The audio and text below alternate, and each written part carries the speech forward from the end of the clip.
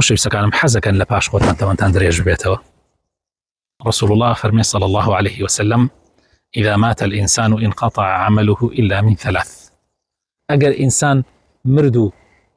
تمني كوتابو لم دنيايو قرايو ولا يخوي تعالى كردو كاني أبشريه كردوي همومان أبشريه تواوتر بلام لسير رجاوك في غمر ديالي كردوه أتواني بو خد تمني خد ريش كتاب بردوام عملي صالح بو بيت يا كميان فيري زانست يبو بيتي و خلقت فير كردي بيه يان بلاود كربيت لنا وخلقه وخلق عملي بيبكا بو زانسته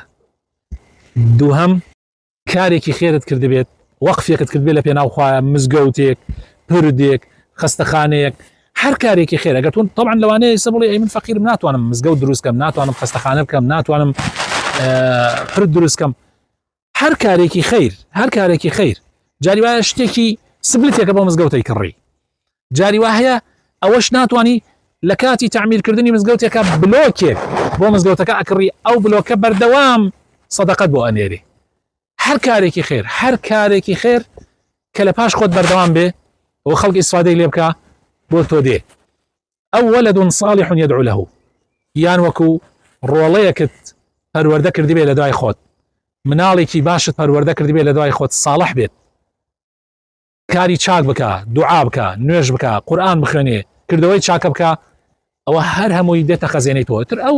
ڕۆڵەیە ئەو مناڵە کوڕ کرد بێ و ئەو هەر کەسێک فێری چاکە بکە و مناڵ بخاتەوە لە دوای خۆی حتا بڕوا ئەجر و پاداشەکەش بۆ تۆ دێ کەوا بوو تەمەنی ئینسان هەر ئەوە نییە کە لەم ژیانە ئەژێ بەڵکو ئەتوانێت درێژی کاتەوە ئیتر بەردەوام عمل و کردەوەی چاکە لە ناو قەبرەکە تا پێتەگا. خوای تەعالا بیکاتە نصیبی هەموومان.